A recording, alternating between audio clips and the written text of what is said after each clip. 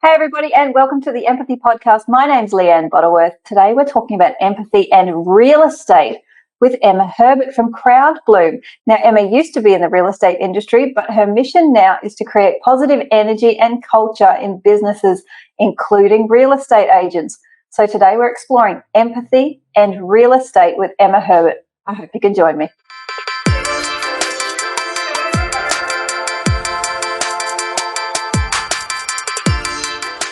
Welcome to the Empathy Podcast. My name's Leanne Butterworth, and we're talking to Emma Herbert. Today we're talking about empathy and real estate. And Emma, welcome.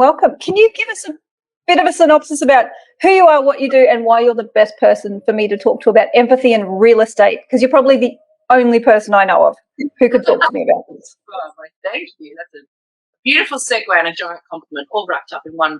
Thanks, firstly, Leanne, for having me. It's always beautiful to share your voice and your thoughts with other people. So I hope that somebody out there in podcast land finds something that resonates with them and helps them on their journey. I had 21 years in the real estate industry, and I absolutely loved what I did. And I was just telling Leanne before we started recording that if you're only audible today, you won't see how bright and shiny I am. I've been dressed like this since 5 o'clock this morning, so I'm a little bit tired. But I always rock a bright colour, sequins, something that just screams me. And we were just speaking before we started recording then that it's really, really important to be your authentic self no matter what you're doing. So if it is face-to-face, if it is on a podcast, just let the real you scream from the rooftops. And empathy is one of those pieces that I really, excuse my French, I bloody love, because it's me to the core. Emma, empathy, there was a few sort of puns that we used to do back in the day, but I love empathy, but it's something that's such a real juxtaposition with the real estate industry. So yeah, I had 21 years in the game, and I actually used empathy as a beautiful marketing piece, content. It was part of my branding, but it wasn't something that I used as a token. It was natural because I'm a country girl. Grew up north and of Queensland, if you're not watching Queensland, and a good country girl.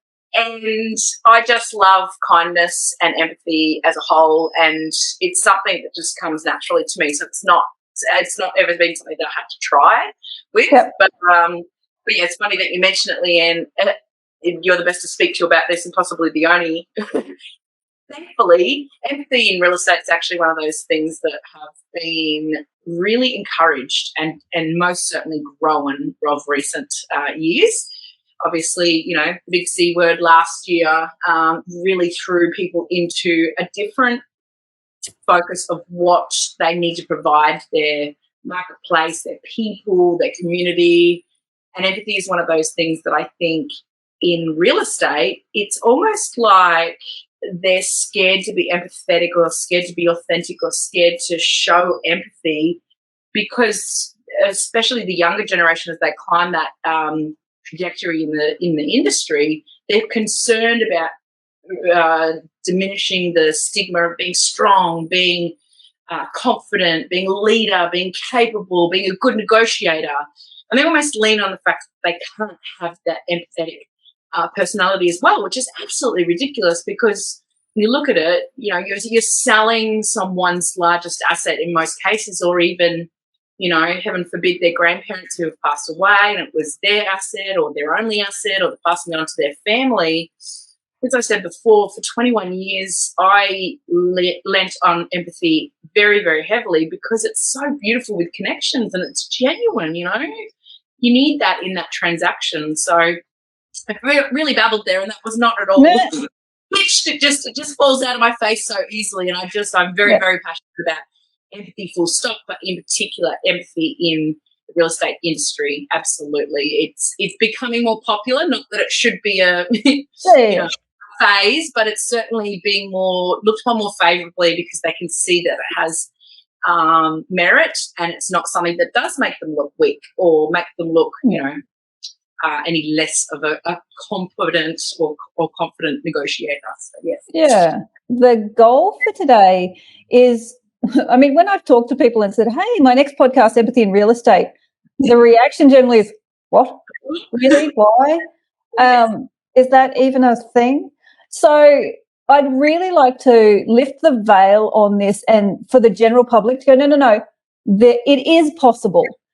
Also for the real estate agents out there who potentially are looking for a new way of doing things. So hopefully today we're going to talk about the benefits of this, why it's a good idea, why it's probably a good idea not to be a dick, how that may be of benefit to you and your clients. And I think also really getting to the bottom of why it's important for this to be a genuine, empathetic experience and not a token gesture as a means to an end. Mm-hmm. So that's where I'd really like to go today. So, Emma Herbert from Crowd Bloom. So what is it that Crowd Bloom do now? Because you said you're in real estate for 21 years. You've come away, and now what is it that you do now?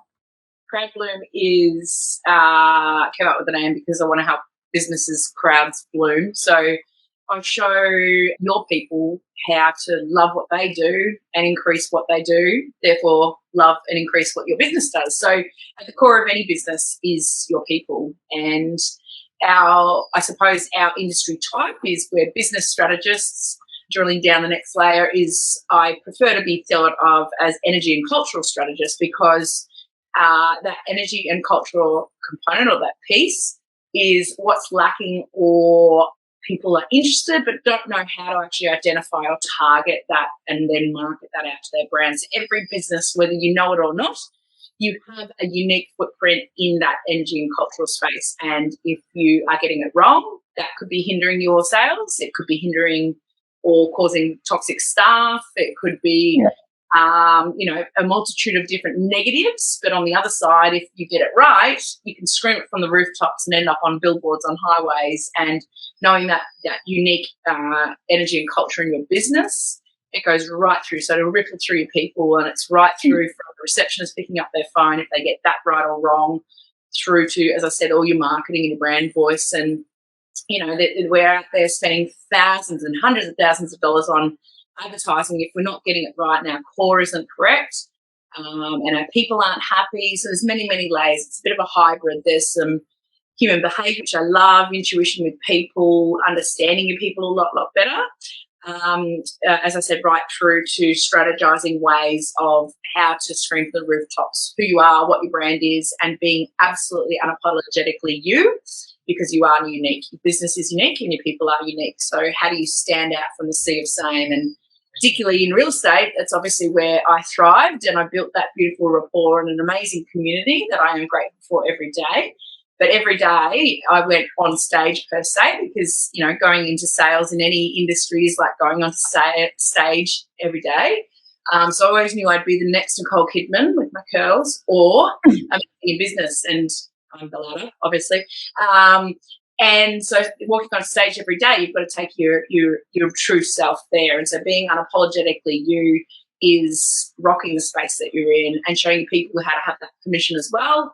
And therefore, off the back of that, you'll see some amazing sales transformation, because you're selling something that you love, or your people are selling something that you love, and your business will thrive and you'll be a much, much happier business owner. So that's sort of me in a nutshell, is energy and culture, and in that beautiful space of performance and relationships and seeing businesses bloom. So crowd bloom, boom, boom. I love it. So my question is then, because what you're saying so far makes sense at a very, very superficial level for our listeners who know nothing so far. You go, well, that makes perfect sense, that if I love what I do, then my staff's going to love it, my customers are going to love it, my sales are going to go up, I'll be more happy and successful. That's a beautiful logic model. Mm-hmm. Where do you think real estate has gone so wrong? Why is it that people have this reaction when you talk about real estate agents? What is it that's just gone so far? It feels like, as a muggle who is outside the real estate world, why does it feel like it's gone so far the other way in terms of reputation? I naturally keep abreast of, I've got a portfolio of properties. I naturally keep an eye on, particularly obviously home, because I'm accessing my letterbox and local data as opposed to the investment properties. And so there's a number of, I suppose, for want of a better word, it's that old school cringe-worthy stigma of that traditional real estate agent. Now, I have always worked in the industry, and I could see, which is obviously how Crowd Bloom was also born, I could see how people were not evolving and just not able to stand out from the sea of same. So I think part of the concern from the public's perspective is they all claim to be the best, or they all claim to have buyers on their books, so they all, like, there's this inauthenticity component that you call that agent and, okay, we're all these buyers, and obviously they fall short, so it's that over-promising, under-delivering component. I think there's a multitude of different worries that the public has with some, I say some because there's some amazing real estate agents out there. I think the concern lies in the inauthenticity, the lack of empathy, I don't know what you would call this phrase, but I used to say that they'd sell their firstborn to make a sale or sell their grandmother to make a sale. Like, it's just there's an amazing, amazing career and income to be made in the real estate industry, but it's dog eat dog. And yes, at the moment in 2021, we are experiencing, especially in Brisbane, a phenomenal market whereby the struggle is to get stock or to get homes to sell because buyers are climbing over each other to get an offer in. So I think of two agents in the area close to me, but one I just want to ring without offending them and say, please let me help you, because the only thing you grip onto in every single piece of collateral is one thing: I'm the best, I'm the best, I'm the best, I'm the best. Now, when you actually drill down to, and this is obviously what I do in my business, is not everybody resonates with that. So yes, mention that, but don't mention that in every piece of marketing. So it's on billboards, it's on bus stops, it's on letterbox drops, it's on advertising in the local rag, it's in advertising in the shopping centre, it's everywhere, but it's one message. Yeah. So I've got a school mum around the corner, and she's already said that she would never, ever, ever sell with that person or that agent because they seem too cocky. When you said sounds very ego-driven. And it's very much about them, as opposed to there's another agent who doesn't actually seem like they've got a very big agency, that are having a great time in the industry. They're clearly selling a lot of property, but their marketing is very heartfelt, very heart-centric, very family-focused. We call it Little Italy. It is completely family-focused here. Now, if I were a son or a daughter of somebody in Little Italy and my parents had passed away, and thank God they're still with me, but if they're no longer earthside, they might look to see, okay, well, who's sending collateral in the mail? And this one agent screaming this one message, me, I'm so good, I'm so good, I'm so good, as opposed to, somebody who is heartfelt, somebody who is empathetic, somebody who has your best interests at heart, not just mine. I don't want to just be number one agent. I want to help you. It's a really scary world out there. Let me guide you through. Let me help you. Let me hold your hand. Most people only buy or sell once in their lifetime, so it's a really stressful thing. So as opposed to it being all about me, I'm the best, which is important because that outcome, right? That outcome at the end of the transaction is important, but changing the profiling of who you're working with. So in here, it is Little Italy and family. So it's the elderly, and then it's emerging families like us who are buying the homes, renovating them, etc. Understanding the profile of your marketplace is really important, because if you're appealing to families, have that more heartfelt focus. Or if you are in that elite executive, if you were selling penthouses in the middle of the city, well, then that I'm number one, I'm the best, that probably would really work there. But having multiple messages, I think, is really, really key, and understanding your marketplace as well. So, I don't know if that was completely from the original question, but that's okay. That's okay. My question then comes down to competition. Mm. So it feels like an extremely competitive market, or an extremely competitive profession, where you've got not only you're competing against other agencies, you may or may not be competing against other salespeople in your company or in your practice. But also, do you have the competing priorities of a seller and a buyer? So how do you sort of find balance and peace and find empathy when you've got so many different pressures and competing priorities for your time to get the best possible outcome? Well, I think it's especially paramount at the moment because agents are having such a damn good time, and any idiot can be selling property at the moment, which is good, but those good times don't last. And we've always said that the hardest times in any industry, any business, especially in the real estate industry, longevity in any industry is what's going to hold you in good stead over those years. So it is very, very frustrating, especially obviously because we're constantly keeping an eye on things. We go to open homes, we're always looking. It's very frustrating that agents in a busy market like now, although I say agents who haven't been in hard markets probably are the ones who lean on this fact. Agents are neglecting the fact that the buyer, of which you are seeing hundreds of, is going to be your next seller. So the way you treat that transaction, so your seller is who pays your bills. However, you can't have that sale without the buyer, and then that buyer will become your next seller, and so on and so forth. So it is very, very often forgotten, that component of, I think it's just really important to share that, you're here to purchase a home. My seller or my client is here to sell their home. At the end of the day, when the shoe is on the other foot, I would be delivering my very best outcome for you as the seller. And at the moment, the owner's expectations are here. Your expectations are here. Is there any way that we can bring them in the middle? There's so much. I'm not going to go into scripting and dialogue, but the way it's delivered is with that empathetic heart, not just to, wham bam, thank you, ma'am, and squeeze another dollar out of them. Those days are gone, and well, I hope they are.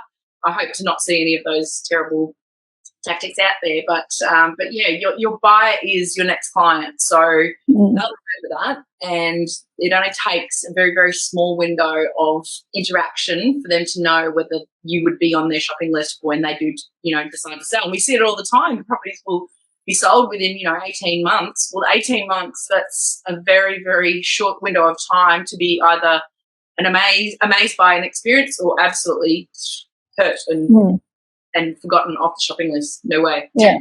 In terms of relationships, I mean, you said before sometimes we'll only buy or sell one house. Is there, if you don't get this right, is there the mindset sometimes that a real estate agent goes, buy, sell a house, I'll never see these people again?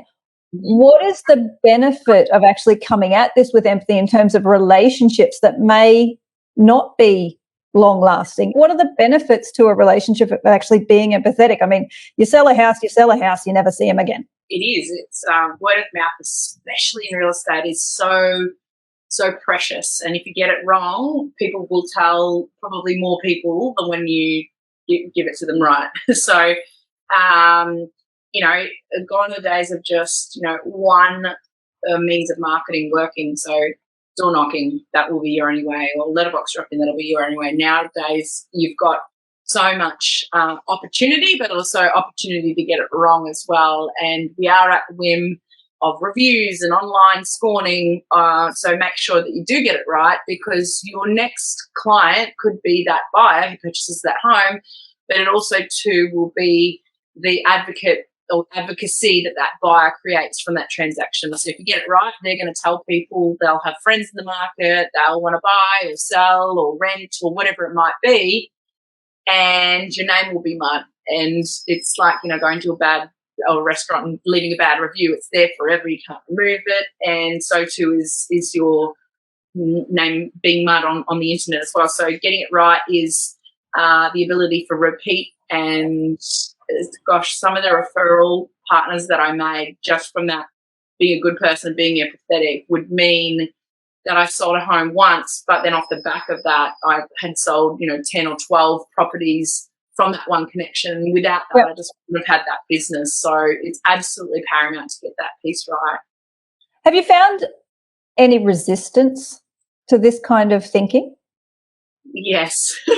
I think it's the old school generation who are it's really alien to them. And again, as I said before, it's almost they lean on it being like a weakness or not having the ability to produce a good outcome. I think that's silly. But I think, if you talk of human behaviour and emotional intelligence or EQ, it's something that's just top of mind now for, I think, our generation, as opposed to back in my parents' day, certainly their parents' day, it was not spoken of.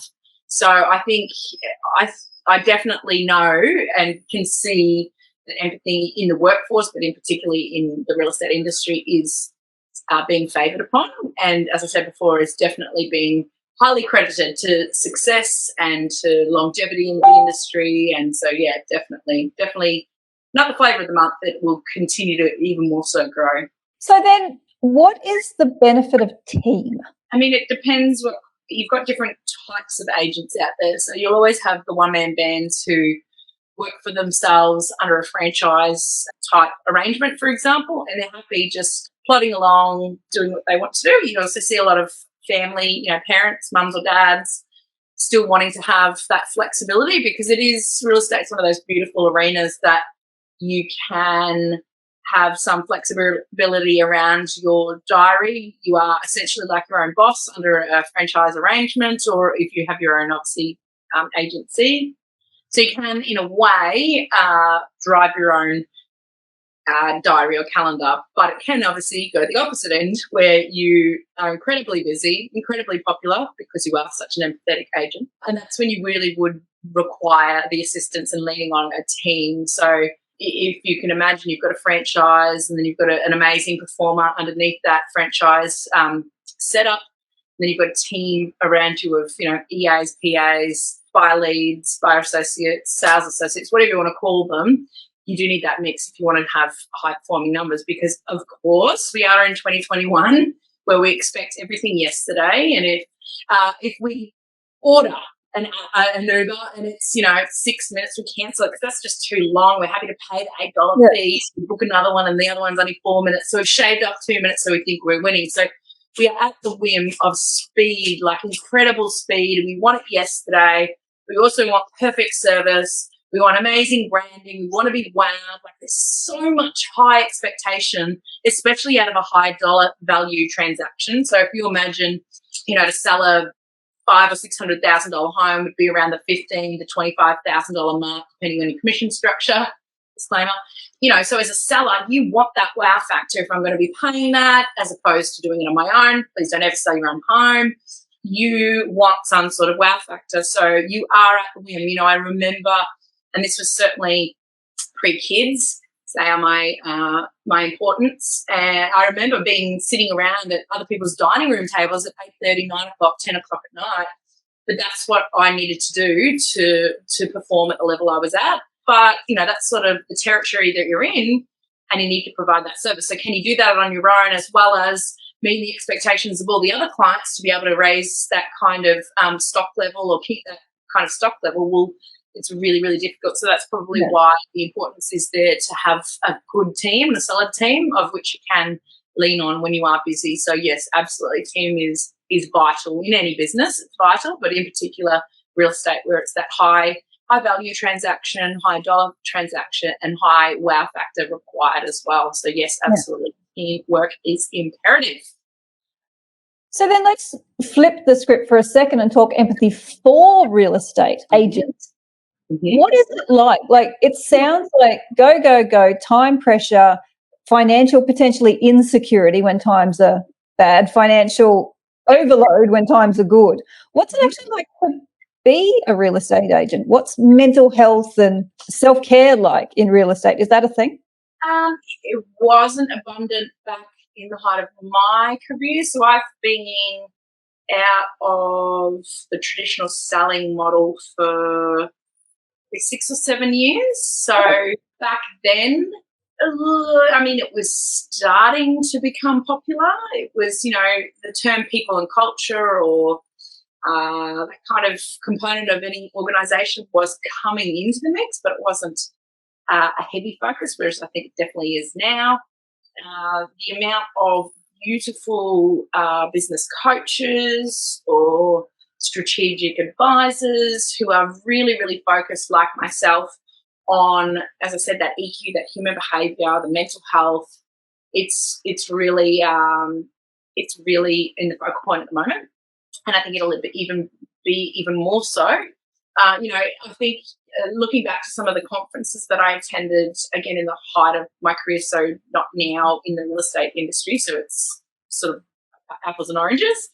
The speakers that you would have at a conference would be always real estate internal focus. So it would be other real estate agents, or see what they're doing, or emulate this agent, or it would always be internal to the industry, as opposed to now I see a definite marketplace and a common component of having non-real estate speakers, and non-real estate agency speakers. So it might be, your health, your well-being, your mindset, your mental health. Yeah. That's definitely strong and getting stronger, because let's face it, you can't have one without the other. The rate of burnout is incredibly high.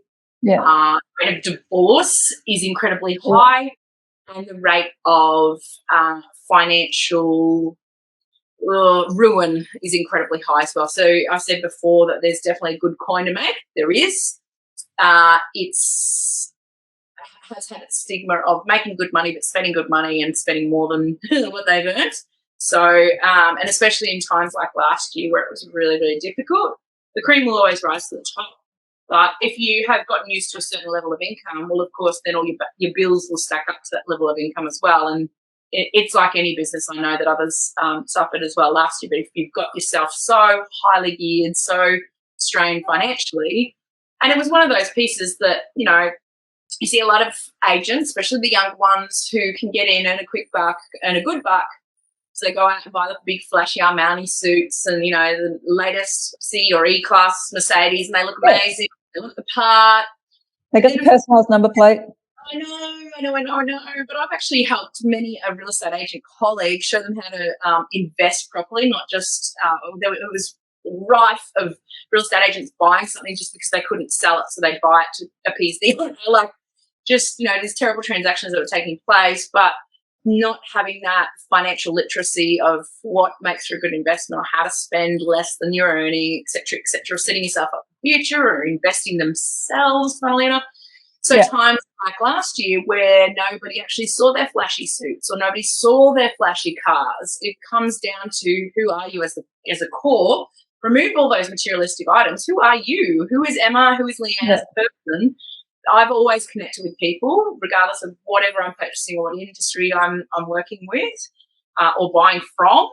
It's about the person, and it's not about the car. I've known some of the most successful agents driving, Ford sedans, and they've done really, really well. They've kept it clean, obviously, and I've also known other friends who will drive around the corner and walk around because they're so embarrassed by that. But if you just own your space and rock it and be authentically you, and as I said, unapologetically you, that's what you drive. You're going to get the result, and it's going to fall out of your face pretty evidently whether you're going to get the result or not. So if you walk in lacking confidence and driving a piece of crap car, well, chances are you're probably not great at your job. But that's the same in any industry, as opposed to, hey, rock up looking amazing. I might not have an Armani suit on. I might not be driving a brand new BMW, but I'm going to get the job done and I look professional. Okay, let's give you a chance. So I think it's, being authentic, being honest, having good communication, and, being absolutely empathetic is absolutely right. And I think by the sounds of it as well, taking the time to genuinely invest in yourself. So invest in financial literacy, invest in mental health and self-care, because then by the sound of it, you can then bring your best self to your next client. So you're not burning out. You're not this feast and famine stress. You don't have your emotions at the mercy of the market or the client or whatever it is. So by the sound of it, investing in that self-care, self-development piece helps you be a better real estate agent. Yeah, absolutely. So what sort of things can real estate agents do to become more empathetic? They're going, okay, Emma, I've heard you. It sounds good. I want to be more empathetic. I know I'm the best, but I don't need to scream it from the rooftops as the only message. How do I connect with people? Like, do you guys do empathy mapping? What sort of things can people do to start to tap into becoming an empathetic real estate agent? Well, I think that's really, really important. I think first thing is contact Leanne Butterworth and to her team at Empathy First. No. I think it's really simple things. You know, one thing that I'm assisting a client with at the moment is walking into a room with their eyeballs, not their forehead. And it sounds really, really simple. But walking into a room, we're all busy, we've all got our own agendas, but walking into their team, they're not real estate based, but they do have around 25 staff. And this is obviously speaking to somebody who is a business owner who has staff, but it can be likened to any industry, any business size, any person out there. Is we are so at the whim, and we have to be so, you know, cautious of how much we are focused on this little damn device, or many of our devices. But it is walking into a room and it's actually making eyeball connection with you, Leanne, and saying, I acknowledge you, I see you, I hear you, I feel you are important to me. And even if it's only 10 seconds, I'm giving you that time. Time is our most precious asset. And I'm giving you that time because I respect you, as opposed to, so I'm walking you with my eyeballs, as opposed to giving you my forehead. It's saying, yeah, look, this device is way more important than what anything you've got to say to me. And if that's how you're treating people around you, then what are you treating your clients like? So I used to see it all the time. When I first started out, I'd go to a listing appraisal or an appointment, and I'd be learning off these agents that had been in the industry for 20 years. They'd had great success, but they were starting to, you know, get a bit old. They weren't evolving. And I'd sit down and I'd see them. You know, I once went with a principal who sat and burped at a presentation, and it's not just those disgusting traits. It's they're on their phone, you know, they're answering their phone in the middle. Oh, yeah, I'll just go get this. Like no, this is my time with you. You are so vitally important to me. I respect you. Your voicemail, you know, have it. I'm with somebody really important at the moment. You're also important to me, but would you please leave me a message and I will call you back as soon as I finish with this other important person, because they're all important. And we need to make everybody that we interact with, whether it is at Woolworths or picking our kids up from daycare or going out to dinner, we are all human. We all have feelings, and they can be crumbled, hurt, ruined if we don't pay them the simple respects of, you know, simple things like meeting me in the room with eyeballs, listening, caring deeply, asking how somebody's day was, you know, connecting. And it's really simple. Like, this is textbook 101 real estate agent learning skills. Walking into a home, you know, oh, Emma, I can see that you've got a green thumb. How do you keep those beautiful peace lilies alive? I've actually got a tip for you, know, like conversing around other things that are not just wham, bam, thank you, ma'am, let's get to the business component. You know, and what is it that you connect with outside of that transaction? And you'll do the same with the buyer as well. So it's creating relationships. It's creating longevity in any industry, having a heart, having empathy, being a person, because, you know, as at 2021, we are still humans behind the transaction. One day that probably won't be the case, and we'll have to evolve when we get to that. But right now, a buyer and a seller is a human on both sides. So how do we tap into that? Well, just be a good human yourself. Listen, take time.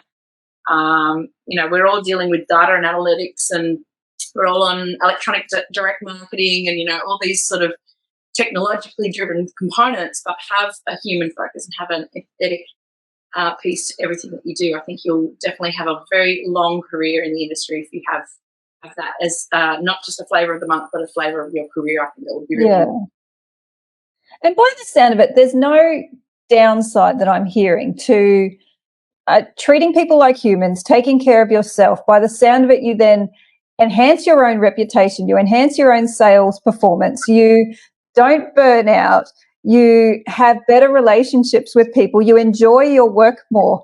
So in the industry with your fellow, that's the other thing too, having a rapport with your other colleagues. I got a number of listings from people who were outside of my core area, but they knew me, they loved me, they liked me, they trusted me. And a referral in the real estate industry is like gold. It is so important to get it right, because it is so important from both sides. So who is being referred to and who is referring, it is really important to get that right. So that is gold. And yeah, I definitely received a number of those in my career. So not just treating your clients, your buyers, your sellers, your market, but also treating other fellow real estate colleagues as well. I think that's absolutely. And I think by the sound of it, any resistance to this really comes from a place of insecurity. And I'm afraid of being vulnerable. I'm afraid of showing that side of myself. So I think a really good starting point is to go inward and start self-reflecting, going, well, why does that make me uncomfortable? What is it that I'm afraid of? And really start to explore who you are, which means you can then bring your authentic self to your clients, which to me sounds less exhausting than putting on a facade.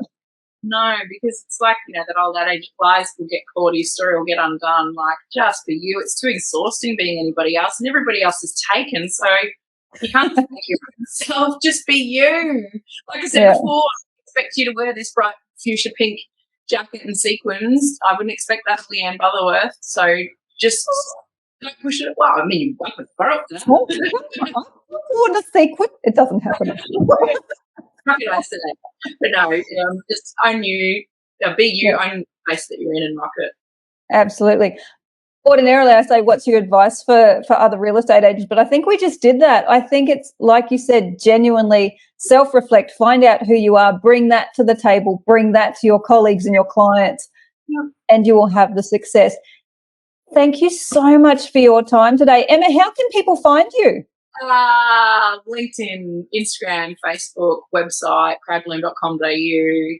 Yeah, thank you. Thanks so much for having me. I love the work that you're doing. Keep going. You rock your space, own your space. You're amazing. Love it. Thank you. You too. Thank you so much. Thank you so much, Emma, for your time today. What a wonderful discussion. And I think there's definitely something in there for all of us to learn about real estate, but also for real estate agents. I think it's time to up your game, really time to bring empathy into your work, into your profession, bring it to your colleagues and your clients, because by the sounds of it, the benefits will be endless. Thank you so much again, Emma. This is the Empathy Podcast. My name's Leanne Butterworth.